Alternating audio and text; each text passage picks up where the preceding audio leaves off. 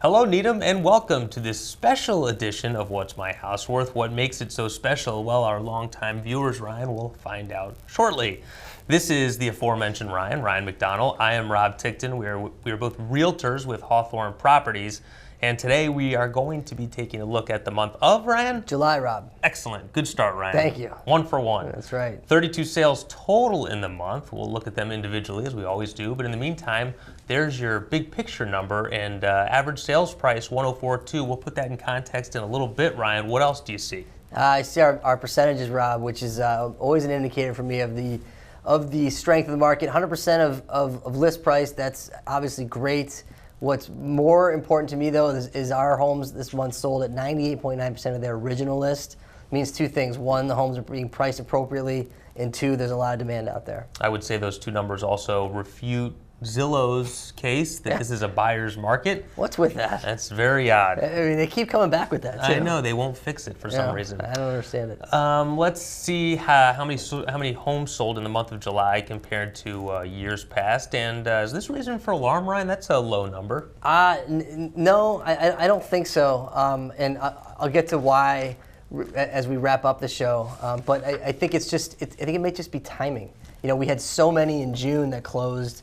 And there's, a home closing, June 30th or after the 4th of July really is semantics. So I think it's the 61 sales in June, 32 in July. Together they make 90 something. It's right on pace. Also, perhaps a result of the low inventory number maybe playing a little bit of a factor there as well. But maybe not. Stay tuned. Okay. Average sales price. So this is a new one right here. Let's see over the last 5 years, or maybe it's 6 years. Yeah. This is the first time we've taken a step down. Right. No, it has, and it's interesting. I mean, again, it's not alarming, and I think it has more to do with the mix of homes this month than necessarily prices coming down. Okay. I think we just have more than our normal share of homes under $1 million that are closing in July, but I don't think it's an indicator that the same home might have closed for a higher number last year. Gotcha. All right, let's take a look at the individual sales. We're going to start with the low sales price, and we're going to start with kind of an interesting listing, maybe even a candidate for a listing picture of the month. It could have doubled up. The first listing is 26 Highland Terrace. Not really a lot to say about the house itself. Well, it's hiding. Yeah, it is hiding behind those bushes. Yeah. Highland Terrace, of course, combines with Riverside to form a horshoe off Highland Avenue. It looks like Newton. it's trying to sneak up on Riverside. Yeah, but it didn't sneak up on anything with that sales price. No, I mean, when guns blazing, went out there at 350. That's what I like about it. And then you'll see the next house we get to on Warren. It's two houses that arrived at the same place from different perspectives. Yeah. I mean, putting Highland Terrace out for 350 and getting 480, that's tremendous. I would like to see what the second highest offer was for Highland Terrace. Right. And it's a small lot. It's 5,200 square feet. It's on the Newton side of 128, as you mentioned, in that Riverside horseshoe. It's right by Riverside Terrace Park, which is creatively combining Riverside and Highland Terrace. It's great. Nice. But aggressive pricing, and it paid off. All right, let's take a look at that next listing that you just referred to. 312 Warren Street again, like you had said. Also a very small lot. Instead of coming in at 350, it comes in at 500, and like you said, lands just $10,000 higher than the previous listing. Yeah, and I would have thought if you had asked me if two almost identical homes on paper, one of them on Highland Terrace, one of them on Warren, who's going to get more? I would have said Warren, and it would have been by more than 10,000. Agreed. Yeah. So agreed. I think the pricing had a lot to do with that. Highland Terrace created such a buzz because there's such an implied discount there that it may have artificially driven up the price, and whereas Warren didn't. And Warren went out at around its value and settled just below it, got a good price, but maybe if they had taken the approach of dangling that carrot, they might have gotten more. Maybe just got an outrageous offer on Highland Terrace. Perhaps. 86 Hillside Avenue is the next up. Good-looking house on the outside, but on the listing sheet it says the interior will need, and this is a quote, complete rehab. Yeah. Shared driveway there. Ugh. Yeah, I know. But Hillside Avenue, we were just talking to somebody, so they liked Hillside Avenue. Yes, we did, yeah. So there you go. Yes, just right, block from Cricket Field. Next up is over on the avenue, 1600 Central Avenue. It's a lot of acreage, a lot of land. Yeah, 2 acres, yep. For $625. Granted, some of it is wet. Yes. But what any other observations? It abuts a really nice neighborhood behind it. Yeah, sure. It's it's over down there by the Carlton Drive part of Central. Yep. Four price changes in 250 days on market. So it took a little bit of effort to get this one sold. It was an estate sale, so that can be difficult. Maybe there's multiple parties that are in on the decision-making process, especially as it relates to price. But a big lot you can do with this. So it remains to be seen what the final end use of 1600 Central Ave will be. I like how it says nature lovers and contractors. Those two usually don't fit in the same sentence, but there you go. 70 Reservoir Street. Right, don't forget that second R. Is our next listing, and this one is, of course, just on the other side of 128. And this is a buy. It's the proximity is so close to 128, Ryan. This is a buyer who, in my opinion, values square footage above and beyond everything else. Right? It's not a location play per se. It's 2,500 square feet, 4 beds, 3.5 baths. Pretty good condition for under 700. In a 16,000 square foot lot. Too. Yeah. But as you mentioned, it basically abuts 128. Yeah. It is not a walk to town location. The next one is. That's 481 Chestnut Street. This is, here you go. Again, you've got a listing here for under $700,000 move-in condition, and this one's walk to town. Yeah, I mean, compared to Reservoir, you're talking about a nominal difference in price. It's less than $20,000. You're giving up a lot of square footage for Chestnut. You're giving up a bedroom. And a bath. But your Two baths actually. Your location is, you're right in the thick of things as far as being, walk to town. Chestnut's a little bit of a busy road, obviously, but this is. I was more surprised actually to see this one under 7. I thought this was priced very aggressively coming out of the chutes, meaning on like the the low end to try to encourage some prices over or some offers over asking, which it obviously got, but. I don't know. I kind of thought this was a house that I could see in the 7s, despite being only 1,600 square feet. 101 Pine Grove Street was a house that landed in the 7s, right? Ryan. And square footage-wise, pretty similar to the house we just looked at, but a bigger lot, quiet street. It has an extra bedroom, obviously, too, and a bath. But those are tight rooms up there, too. Yeah, they are. And this one kind of raised my eyebrows. And so, looking at Chestnut, then looking at Pine Grove, and then when we see the next one, it kind of confirmed it for me. I thought Pine Grove maybe was, it didn't get over ask or anything, but it still got a pretty good number above 700 for not a lot of square footage for a house that's fairly dated. Right. Well, what's the land worth if it's an 11,000 plus square foot lot? Yeah, I don't think it's worth 726 on Pine Grove. It's not too far from that, I don't think. Yeah, I think it's under 7 there. So you're and I thought about that too. It's a good point that you raise, and I think this is a home sale, in my opinion, versus a land sale. And it's just, to me, it pushed the upper limits of that price point. Okay, which, like you said, probably segues nicely into the next listing, Ryan, which is on Gay Street. And there you go. Yeah, so just preach it. This is a deal of the month for me for the buyer, and it's because as I'm going through these and I'm seeing Chestnut, and then I'm seeing Pine Grove, and then I see this for $800,000, and it's almost 3,000 square feet. It's 4 beds, 2.5 baths. It's on a quiet street. It's near town. It's near Newman.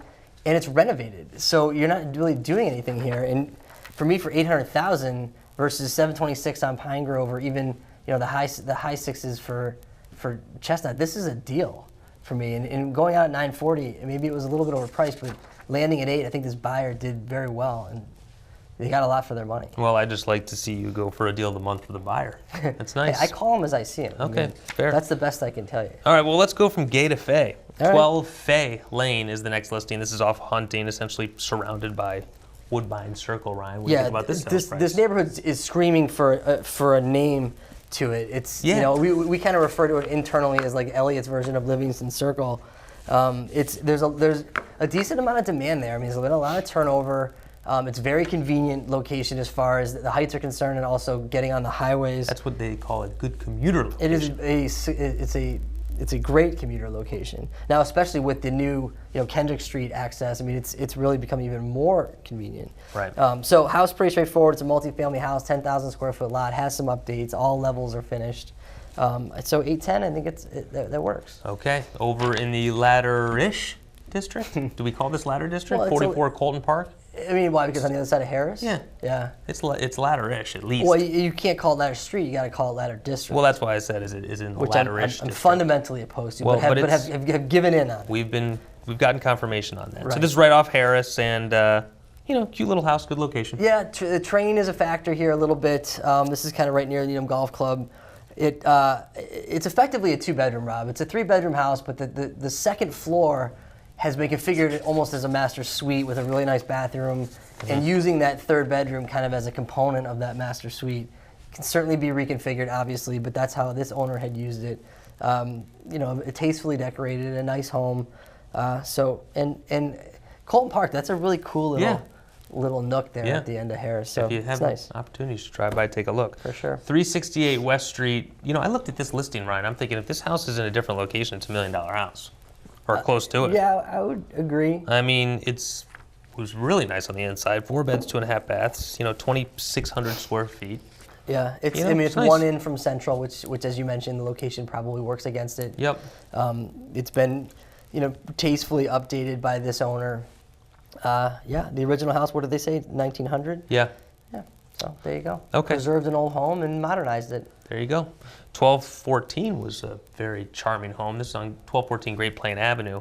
Had a chance to walk through this, and this is one of those houses you're walking through it, and you see it's listed for $849. You just know that it's going to be a busy weekend for the listing agent, and the sales price confirmed that. This was at the corner, I believe, of Great Plain and Mark Tree. And so, good sized lot, walk to town, all those things, and just oozing charm. Over in Birds Hill is our next listing. That's 42 Ingleside Road, and this is a nice house, Ryan, and good spot. I definitely like the spot. I mean, it's right on Birds Hill. It's a big lot, Rob, but it's a lot of the yard is off to the side, not in the back of the house, but off to the side, like on the other side of the garage. So it wasn't just walk out your back door and you're at your own barbecue. And the house did need a lot of work. I thought it was one of those houses that you walk through it and it's like, all right, sure, this is great, Birds Hill. It's got good square footage, but when you start to really look at it, there's some ceiling height issues, there's some small rooms, some kind of going upstairs and down and into things, and it just, to me, I think once you get in there and you start peeling it back, you're going to be doing a lot of work in there, which is not to say that it's necessarily a bad value. It's one of those things where you just want to know what you're getting into, because I think there is some work to do there. But like you said, though, a good location, has some charm, has some nice curb appeal, but it has some modernization to do inside. Still $14,000 under list after being on the market for 44 days is nothing to sneeze at. Next up is 103 Brookside Road. This is over as you head towards Wellesley. The thing that jumped out at me on this listing, Ryan, was the fact they had 3 separate additions on this house between 1992 and 2006. This house has just been getting bigger and bigger and bigger. Right. 923.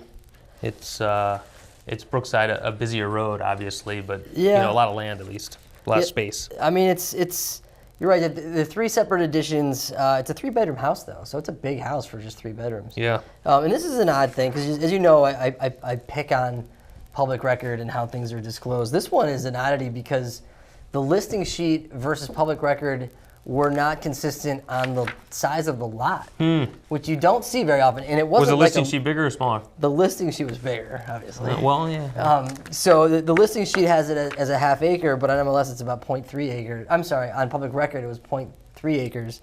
So that's something that you're probably going to want to work on and get your arms around. And also for the record, the GLA was off too. So this is one where just again, You just want to do your homework. you got to do your homework. Got it.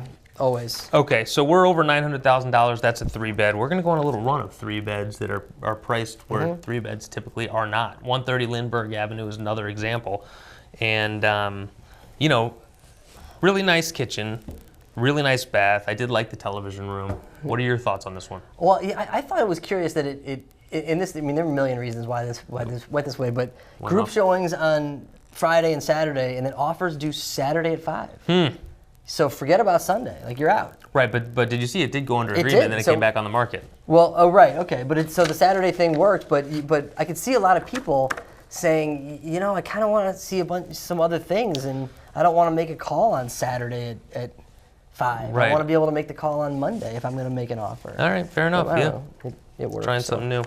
When you have a house that's priced right and a lot of people want it, I don't know if it matters so Right, much. it maybe not, but 26 Wilshire Park is next up, another 3-bed. This, of all the ladder streets, Ryan, Wilshire Park is the Shortest. longest. Darn it. Shoot. It's a small lot. Maybe that's what threw you off. Right. 6,900 square feet. Anything else on this one? The rare 3-bed, 3.5 bath combo. Yeah. Yeah. So yeah, this style home, it's rare that it has that second full bath on the second level, but it's been updated, a little bit of expansion. So there you have it. Okay. 6,900 square foot lot. Yeah. Alrighty, 580 High Rock, 3-bed, sells for over 9. Yeah. And very nicely staged. House showed well. I mean, it looked good in there. But it says the first, like the hook on the listing remarks is like, this is a very like distinguished cape. So it's really bringing that to attention. And then later on it says this quality home feels like a colonial. Well, it's like that's disrespectful to capes. Well, I know, but listen, I mean, it worked. But I mean, maybe it worked in spite of that. Yeah, I don't know. Listen, we've seen colonials before. But this isn't saying it's a colonial. It's saying it's fully a cape that's acting like a colonial. Right, it's a poser. Yeah, I don't know. All right. Let the cape be a cape. Yeah. All right, fair enough. Next up, 25 Hollow Ridge Road, and this one is, well, it had me at laundry chute. This Yeah, you house has can't a have laundry those chute. anymore. No, you cannot. Right, yeah. You know, they say a laundry chute is like a bottomless hamper. It's not quite a bottomless hamper, but it's the next best thing. I like it. I mean, you wish you could have the laundry chute, but you can't have a laundry chute because it's a fire.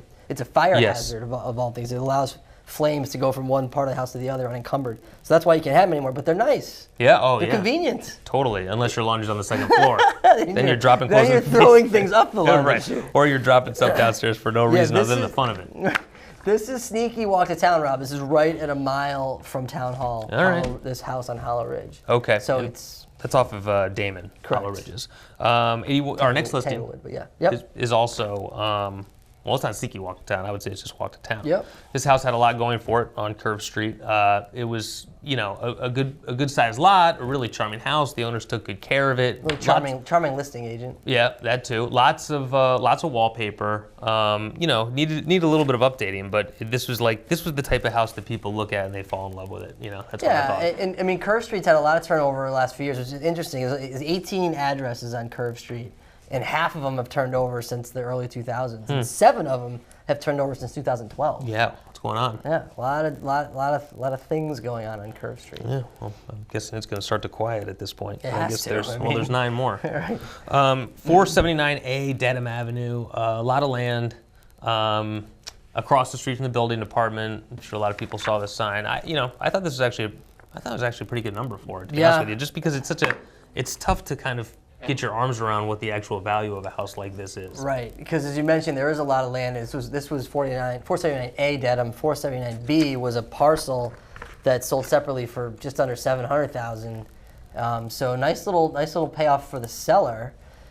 Subdivided the lot, etc. It's unclear as to whether there are 2 buyers. That wasn't readily available using public record, but so we'll see. So expect some development across from the building inspector, so you can do inspections very conveniently. Yes, true. So by the way, that's another 3-bed that sold for over $950,000. So there are 4 3-beds this month that sold for over $950,000. That's part of 7 over the past year. Yeah. So 4 of the 7 have sold this past month. Yeah, how about that? That's my little fact of the day. 137 Hawthorn Avenue is a listing that you walk through, and similar to the one I talked about before, you walk through this one, you're like, oh yeah, they're going to be busy over here. Although the house sold for $1,055 in 2015. Right. You see that? Yeah, I did. I remember it. It doesn't have a garage. That's right, no garage. That works against it, but as far as locations go, it's very charming. It's right across the street from Perry Park. Yep. And yeah, nice house. Yeah, we like Hawthorn Ave a lot. Sure. Next up, new listing, 305 Warren Ave. New construction, I should say. Yes. That's a pretty good price for new construction. It is. In a good spot. Well, yes. I mean, you also consider it's an 8,700 square foot lot, so a little bit on the smaller side in that front. A little bit. It was purchased for $460, which is a good price for that land. Yeah. I mean, you're seeing 8,700 square foot lots in other parts of town. This is not a bad location by any stretch. It's less than Highland Circle. Highland. That's a tremendous price. Terrace. For that, which, and this house it's new. but it conforms to the street. Yeah. It's not overwhelming Yeah. at all. It looks like it's been there. Yeah. It's a nice, tastefully done new construction. And put the picture back up of Warren Street, because every time I drive by it, my eyes are just drawn to that post. Okay. It's just such a big, girthy post. Like you want to hitch your horse to it? I don't know. I just, for whatever reason, that's what jumps out at me. 65 Canterbury Lane is the next listing.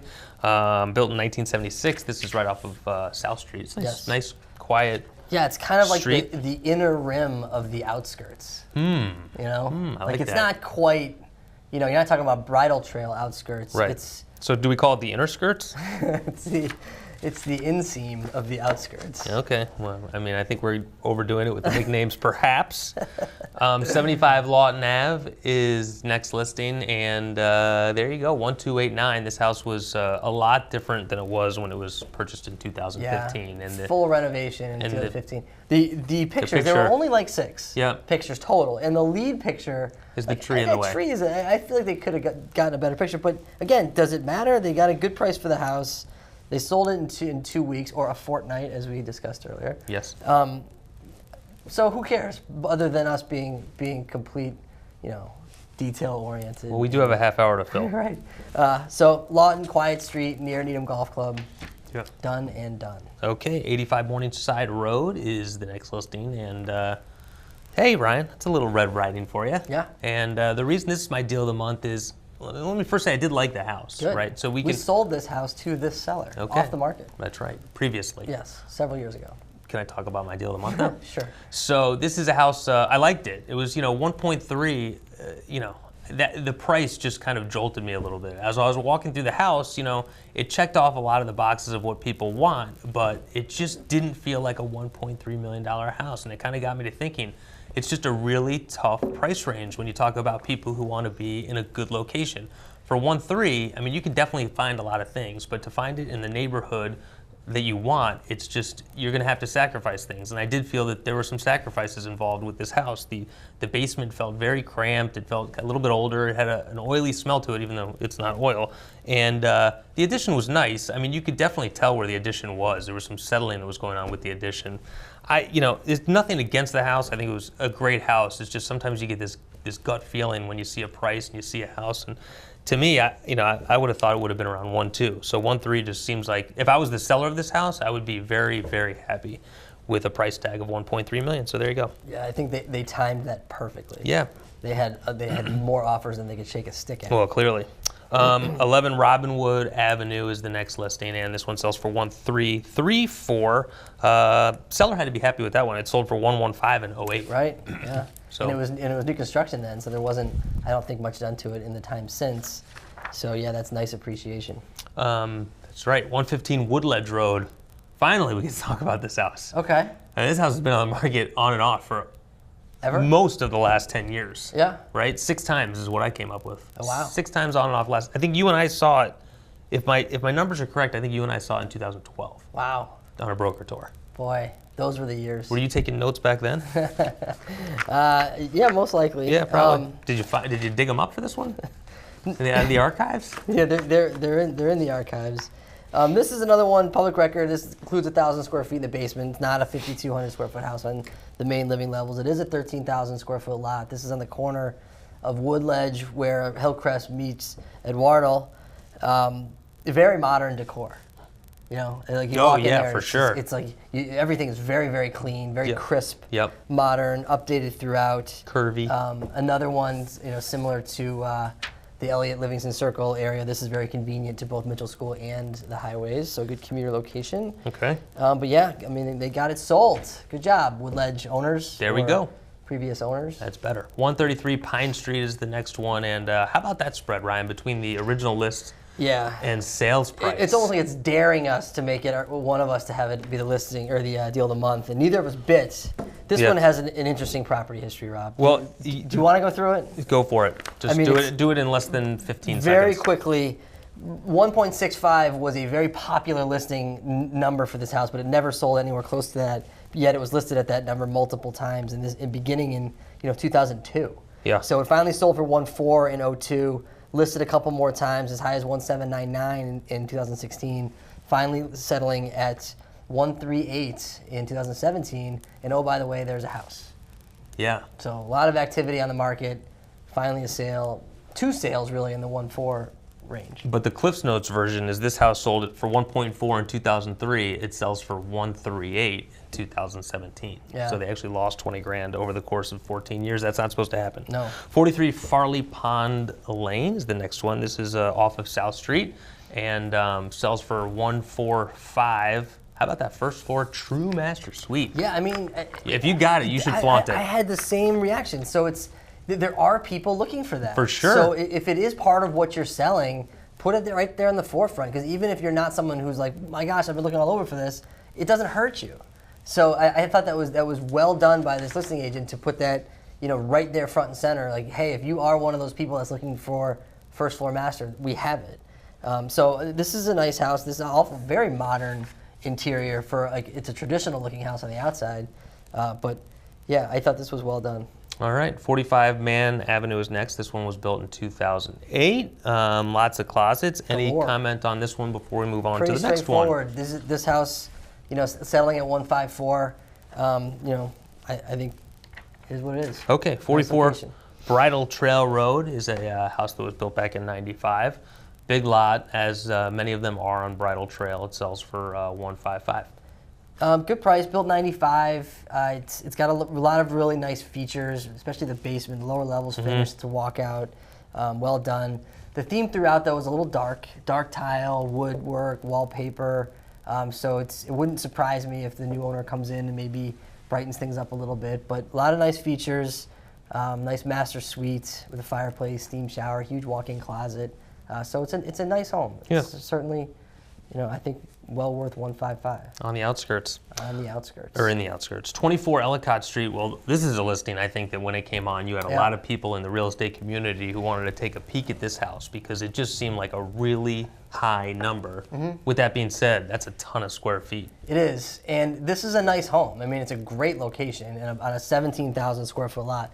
We actually ultimately represented the buyer of this home, and we put a lot of effort into arriving at what we felt was a fair value from a buyer's perspective. And a lot of it has to do with when you're talking about building a home, and there have been a lot of custom homes in this neighborhood, a lot of them done by us, and this is the value. I mean, that's what these homes are worth. You don't see them a lot because they don't trade on MLS because they're custom homes, but that's what we're talking about for a home of this quality, this finish, and this size, in this location. Really, that's where you are. Well, yeah, I mean, the land alone right there is worth, between 900 and $1 million. Yep. So, yeah, all right. So, all right, I think it works. So listen, of the 32 sales, Ryan, that we just went over, how many of them, answer this quickly, don't think about each one. How many of them were new construction? Go. 7. 1. Ah! Well, there you have it. Just on Warren. Okay. How about that? What about the one on Man? That wasn't new. It wasn't? No. 45 Man? No. Oh. That was built in 2008. How about that? Wow. Yeah. Boy. Isn't that crazy? Okay, market snapshot. Let's take a look as we peer into the future. 47, I mean, it's interesting. We've been singing about this now for a while. Right. Just the low inventory. I think you wanted to share something earlier in the show. Quickly with regard to that. So yeah, there's only 47 active single-family listings compared to 75 last year. But let's look at sales through July 2016. Oh, this is fun. 204 sales. Through 16. From January to July of 2016. So a year ago, same time frame. How many? 204. 204 sales. So 16. for 2017, Rob, same time period, much fewer inventory as we talk about. You have 199 sales. Huh. So we've talked about this before. So it is less. No matter what you do, Needham's going to end up with like 330 sales every year. Evidently. So the demand is constant. The inventory levels fluctuate. So I'm not as alarmed by this low inventory because there's still plenty of people out there. And for sellers, it can only mean upside. There's more people fighting over fewer properties. Well done. So you said plenty of people out there, Ryan. If just one of them wants to reach out to us, how would they do that? You can call us, Rob, at 781-707-6564. Yep. You can email us at rob.ryan@hawthornre.com. And if you want to just see what we're doing, you can follow us on Twitter, and that handle is at Hawthorn_WMHW.